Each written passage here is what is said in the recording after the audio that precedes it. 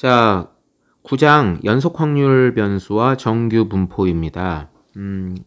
지난 그 8장에서는요, 이산 확률 변수에 대해서 배웠어요. 그리고 이제 9장이 연속 확률 변수예요. 자, 구별을 좀 해야 될 것 같아요. 이산 확률 변수에서는요, 중요한 게 뭐냐면 확률 분포 표가 중요했어요. 자, 기억을 떠올려 보세요. 이산에서는 확률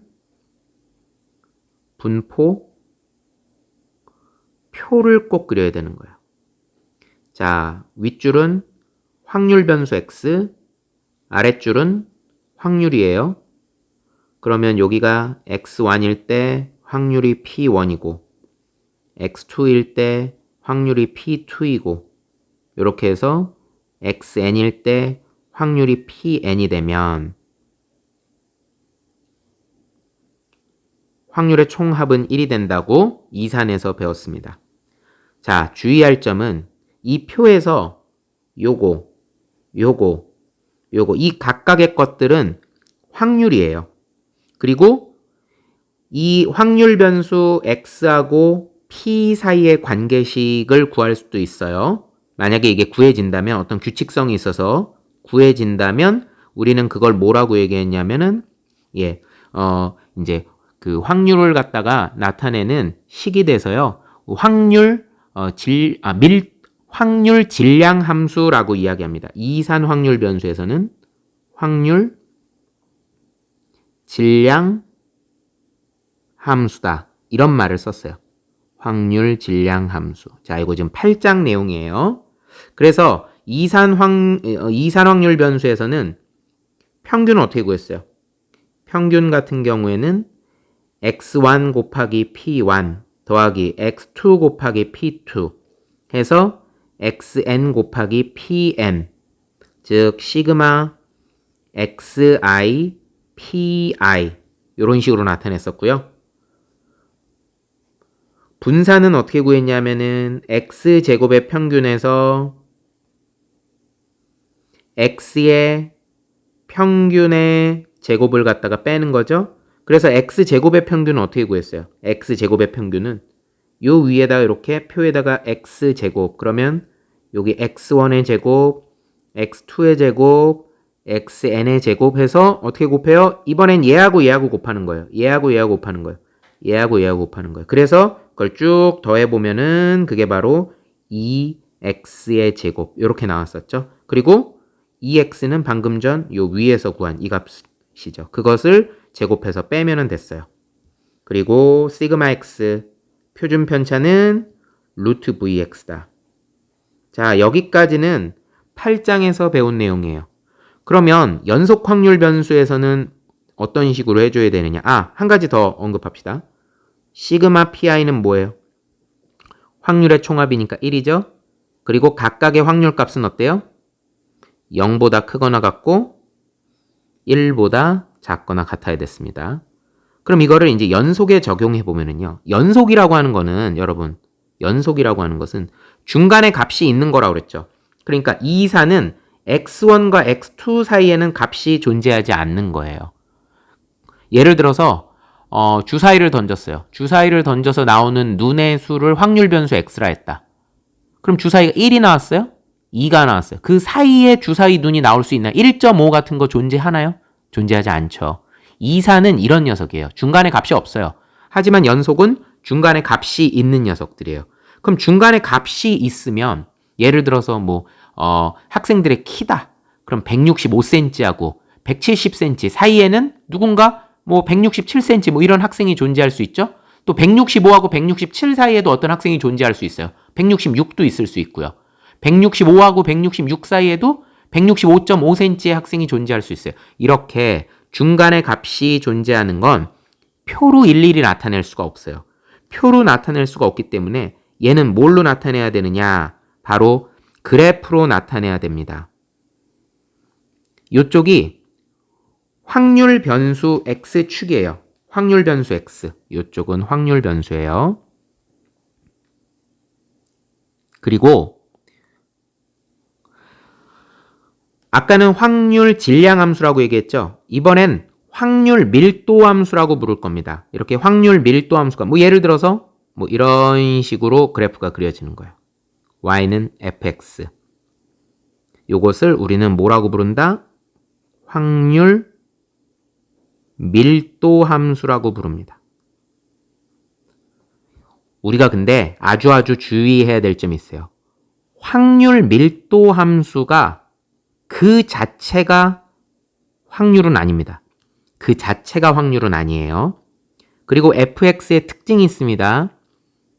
확률 밀도 함수 fx는 절대로 이 x축 아래 음수 쪽으로 내려가서는 안 됩니다. 무슨 소리예요? 반드시 0보다 크거나 같아야 됩니다. x축 위쪽에 그려져야 돼요. 그럼 도대체 확률은 뭐냐? 확률 밀도 함수 그 자체가 확률은 아니고요. 반드시 영역이 정해지게 돼 있어요. 확률 변수 어디서부터 어디까지 요 녀석에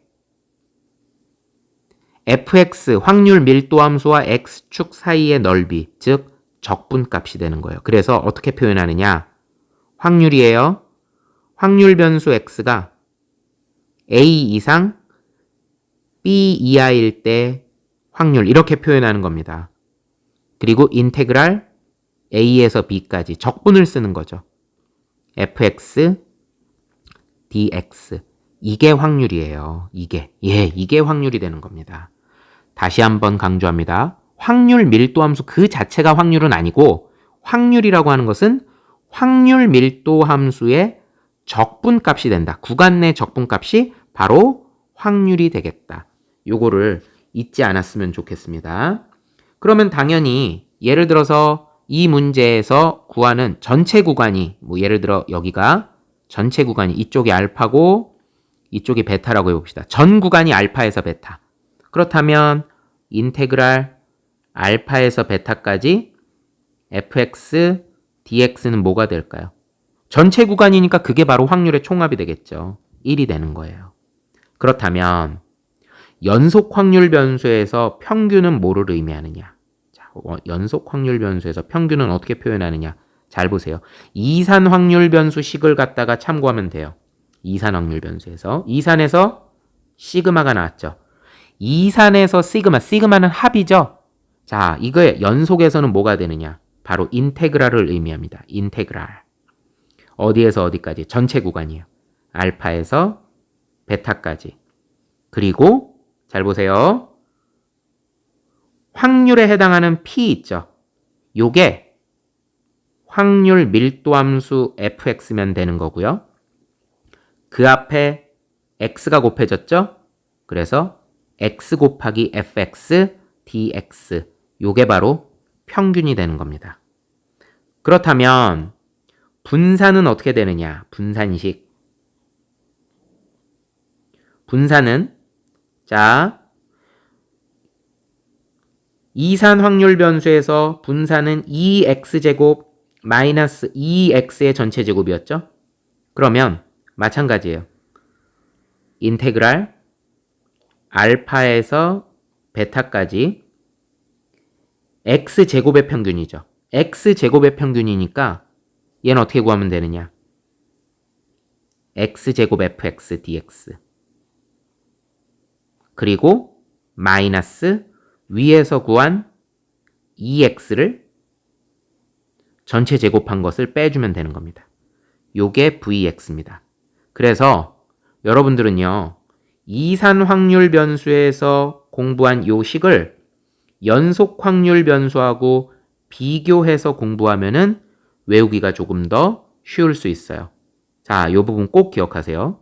그리고요. 표준 편차는 뭐 별거 없죠. 표준 편차는 똑같아요. 그냥 분산에다가 루트를 씌워주면 되겠습니다. 자, 요 정도 기억하면 될 것 같아요. 그렇다면 이제 9장의 기본 문제 1번 한번 풀어보도록 하겠습니다. 연속 확률 변수 x의 확률 밀도 함수 fx가 확률 밀도 함수 fx가 구간에 따라서 0에서 1까지는 kx, 1에서 2 사이는 마이너스 k의 x 마이너스 2 이렇게 주어졌대요. 자, 그랬을 때 상수 K의 값을 물어봤습니다. 일단 직선이죠. 생각을 해봐요. 1번. 우선 확률 변수 x에 대해서 주어진 구간은 0에서 1까지 하고 1에서 2가 전 구간이에요. 그러면 0, 1, 2. x에다 0을 집어넣었더니요. k가 얼마인지 모르겠지만 아무튼 0이에요. x에다 1을 집어넣으면요. k예요. 여러분 여기서 k는요. 너무 중요한 거. k는 절대로 음수가 되면은 안 돼요. 예, k는 양수가 돼야 돼. 왜냐하면 k가 음수가 되면 1로 내려오게 되겠죠. 아까 얘기했잖아요. 확률 밀도함수 fx라고 하는 것은요. 반드시 0보다 크거나 같아야 돼요. 절대 x축 아래에 있으면 안 되는 겁니다.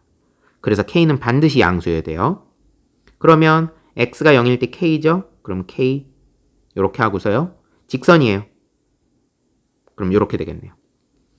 이 자리는 1,k가 되겠습니다. 1,k.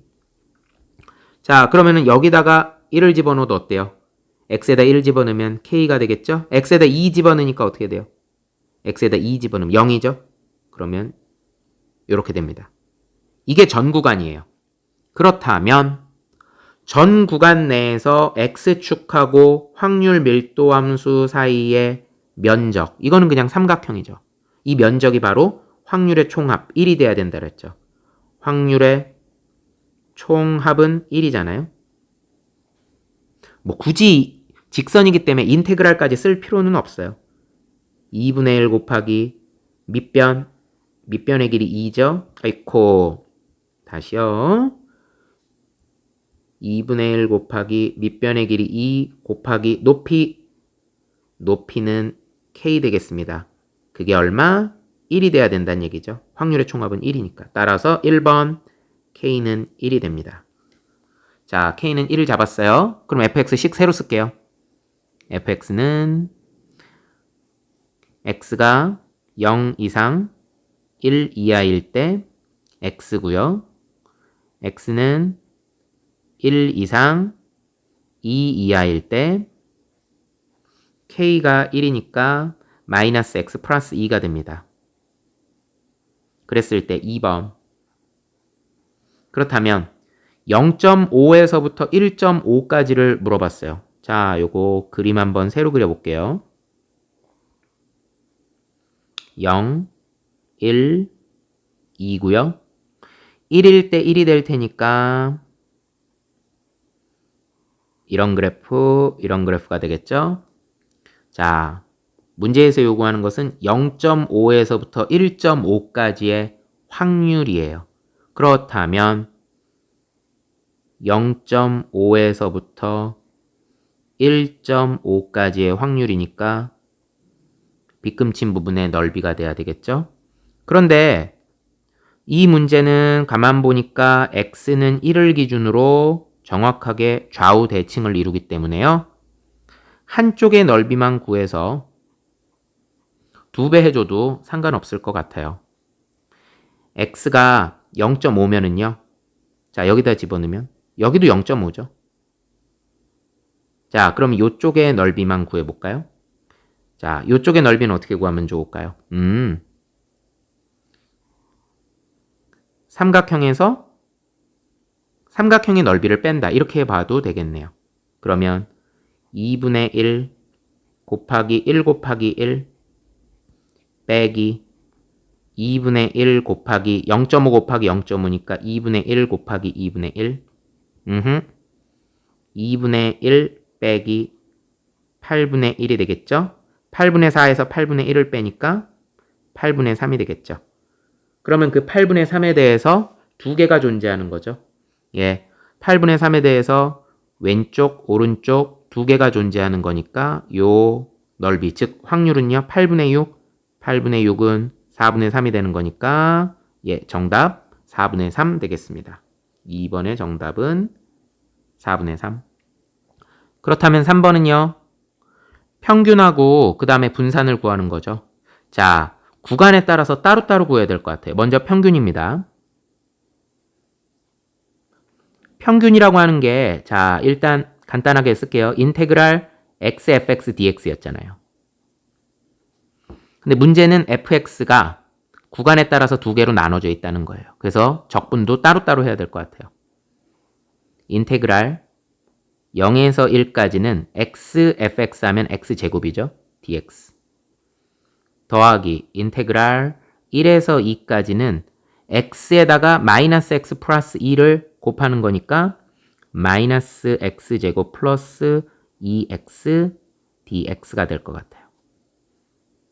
그러면 이 녀석은 3분의 1 x 세제곱 적분하니까요. 0에서 1까지가 되고요. 이 녀석은 마이너스 3분의 1 x 세제곱 플러스 x제곱 1에서 2까지가 되겠네요. 그러면은 0은 의미 없죠? 3분의 1 더하기 2 집어넣으니까 마이너스 3분의 8 더하기 2, 4 마이너스 3분의 1이니까 플러스 3분의 1 마이너스 1 이렇게 적분되겠죠? 자, 일단 3분의 1 하고요. 마이너스 3분의 8 하고요. 3분의 1 하고요. 이렇게 3개 더하게 되니까요. 마이너스 3분의 6이 돼서 마이너스 2가 될 거고요. 거기다가 플러스 4 마이너스 1까지 더해주게 되니까요. 평균은 1이 되겠습니다. 3번의 정답은요. 1이 될 거고요. 아, 하나 더 있네요. 분산 있죠? 자, 분산은 어떻게 하면 좋을까요? 분산. 아이고, 좀 좁아요. 분산은요. x제곱의 평균에서 x의 평균의 제곱을 빼야 되는 거니까 자, 인테그랄 0에서 1까지 자, 우리 분산식 여기다 한번 써볼게요. 분산식은 인테그랄 x제곱 fx dx 빼기 평균의 제곱을 빼면 되는 거예요. 아하, 이 자리가 지금 x제곱이 들어가야 되는 거예요. 자, 그렇다면 x제곱에다가 x를 곱했으니까 x 3승 dx 그 다음에 플러스 인테그랄 1에서 2까지 x제곱을 곱하면 마이너스 x 3승 플러스 2x제곱 dx 그리고는 빼기 지금 바로 위에서 구한 평균 요 1의 제곱이죠. 1의 제곱을 이렇게 빼주면 되겠네요. 자, 적분은요. 계산은 여러분들이 좀 할 수 있으면 좋을 것 같아요. 이 정도 적분은 간단한 거니까 여러분들이 할 수 있을 것 같아요. 자, 요거 풀어주게 되면은요. 6분의 1 나옵니다. 그래서 분산값은 6분의 1. 자, 꼭 기억하세요. 다시 한번 강조합니다. 평균은요. 어떻게 된다고요? 인테그랄 x 확률 밀도 함수 fx dx가 된다. 분산은요. 인테그랄 x제곱 fx dx 빼기 위에서 구한 그 2x 값의 전체 제곱을 빼주면 그게 바로 분산이 되겠다. 그리고 확률 밀도 함수 fx가 예를 들어서 구간에 따라서 나누어서 나오게 되면 이 문제처럼 이렇게 구간에 따라서 fx가 나눠지게 되면 적분도 역시 구간에 따라서 나누어서 해주면 좋겠다. 다음은요. 이제 정규분포에 대한 이야기입니다. 가장 많이 나오는 문제죠. 정규분포. 정규분포는요. 영어로 얘기하면 normal distribution이에요. 말 그대로요. 아주 노멀하다는 얘기예요. distribution. 정상적으로 펼쳐져 있다는 이야기예요. 무슨 말이에요? 아하. 확률 변수 x가 이렇게 있을 때요. 좌우 대칭 모양의 종 모양의 그래프가 이렇게 나옵니다. 좌우 대칭을 이루어요. 그래서 요거에 대해서 바로 이게 얼마예요? 평균. 평균에 대해서 정확하게 좌우 대칭을 이룹니다. 예, 정확하게 좌우 대칭을 이뤄요. 여러분들 뭐 책에 보면은요. 정석책 178쪽에 보면은 정규 분포를 나타내는 이게 이제 확률 밀도 함수 y는 fx식이죠. 이게 되게 복잡한 식이 나와요. 이거 외우지 않아도 돼요. 예, 이런 거 외울 필요 없습니다. 자, 그리고 중요한 건 뭐냐? 확률 변수 x축을 점근선으로 삼습니다. 그러니까 x가 무한대로 가든 x가 마이너스 무한대로 가든 x축하고 만나지는 않아요. 그렇다면 당연히 인테그랄 마이너스 무한대에서부터 무한대까지 확률 밀도 함수를 정적분을 하면은 그게 바로 확률의 전체 구간에 있어서의 확률의 총합이 되겠죠? 그럼 당연히 얘는 1이 나오겠죠. 예, 당연히 1이 나올 거고요. 그렇다면 만약에 우리가 원하는 예를 들어서 P 확률 변수 X를 A에서 B까지 이렇게 물어봤다. 자, 이거는 뭐가 되는 거냐? 그럼 예를 들어서 이게 A고 여기가 B다.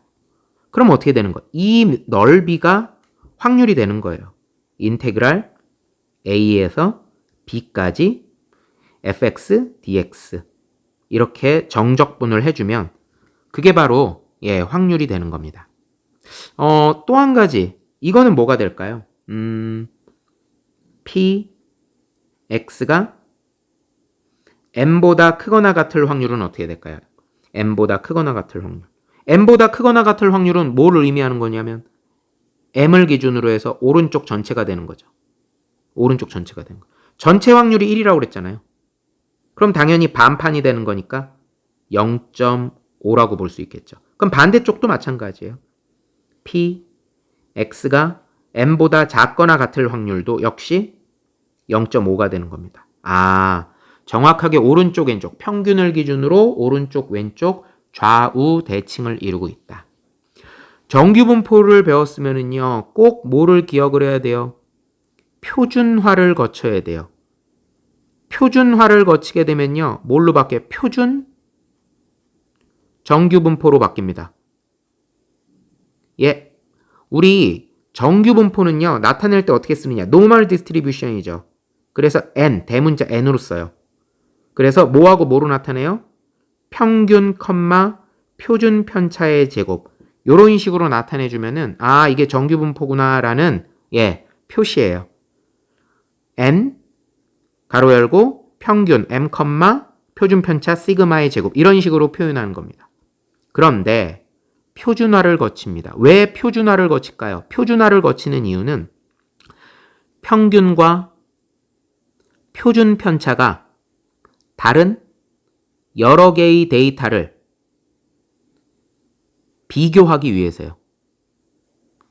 비교하려면 표준화를 시켜야 되겠죠. 예를 들어서 우리 수능에서도요. 선택 과목이 있지 않습니까? 예를 들어서 과학 탐구에서 선택할 수 있는 게 8과목이 있어요. 근데 이걸 단순히 원점수만 가지고서 누가 잘했는지를 갖다가 가려낸다는 건 굉장히 불합리하겠죠. 각 과목들의 평균과 표준 편차가 다 다르기 때문에 그냥 원점수 가지고서 누가 잘했는지, 누가 덜 잘했는지 가려낸다는 것은 굉장히 불합리할 거예요. 그래서 우리는 뭐가 나와요? 성적표에 보면 표준 점수라고 하는 것이 나옵니다. 표준화를 시키겠다는 거예요. 왜? 예를 들어서 화학 원하고 물리 원하고는 평균과 표준 편차가 다르단 말이에요. 그것을 갖다가 어떤 기준을 맞춰주는 거예요. 표준화 공식은 뭐가 되느냐? Z는 시그마 지금 시그마예요. 그 다음에 시그마분의 x 마이너스 m 표준 편차를 이용해요. 표준 편차 표편분의 x는 뭐예요? 이거 내 값이에요. 내 값. 마이너스 평균이에요. 평균. 요렇게 되면은 이제 새로운 표준화된 값 z를 갖다가 구할 수 있어요. 왜냐하면 이 표준화를 시키게 되면은요, 각 그 수학책 맨 뒤에 보면은 표준 정규분포 표가 나옵니다. 그 표를 이용하면 확률값을 미리 컴퓨터로 다 계산을 해놔요.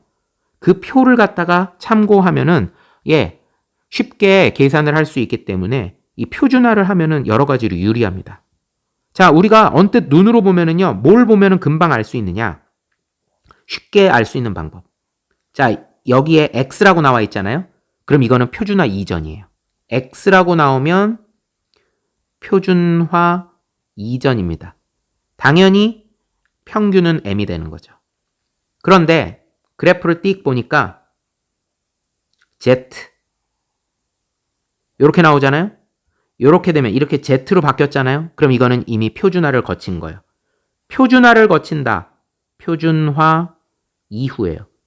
표준화를 거친다는 얘기는 아까 기준을 맞춰준다 그랬죠. 어떻게 기준으로 맞추느냐. 평균이 M과 표준 편차 시그마였는데 기준을 맞추면 어떻게 되느냐. 평균은 0으로 고정시키고요. 표준 편차는 1로 맞춰주는 겁니다. 그래서 이 자리가 0이 됩니다. 예, 이 자리가 0이 돼요. 다음, 우리가 정규 분포 그래프를 보는 데 있어서 표준 편차는 도대체 그림에서 어떤 것을 의미하느냐. 자, 표준화 이전이 X예요. 어떤 그래프는요. 물론 당연히 평균을 기준으로 좌우 대칭을 이루고 있죠. 어떤 그래프는 이렇게 생긴 그래프가 있을 수 있고요. 어떤 그래프는 이렇게 생겼을 수도 있어요. 어허, 이 검정색 그래프는 뭐예요? 좁고 평균을 기준으로 높게 그림이 그려져 있죠. 거기에 비해서 이 빨간색 그래프는요. 넓죠. 넓게 분포되어 있죠. 넓고 하지만 평균에서는 낮게 그림이 그려져 있죠. 일단 두 개의 데이터는 평균은 일치합니다. 평균은 일치하는데 중요한 건 좁고 높다. 즉 평균에 몰려 있다는 얘기예요. 평균에 몰려 있다는 얘기예요. 몰린다. 평균에 몰려 있다는 얘기는 뭐예요? 표준 편차가 표준 편차가 작다는 얘기가 됩니다. 그럼 당연히 분산은 표준 편차를 제곱한 거잖아요. 분산도 당연히 작습니다. 하지만 빨간색 그래프처럼 넓고 낮게 그려지는 그래프는요. 표준 편차가 크다는 얘기예요. 넓게 퍼져 있는 거예요. 그리고 분산도 역시 크다. 이렇게 볼 수 있는 겁니다. 자, 그래서 실질적으로 이 표준정규분포 표를 이용하는 뭐 계산이라든지 이런 것들은요. 이제 앞으로 나올 기본 문제 이런 것들을 통해서 한번 실제로 풀어보도록 하겠습니다.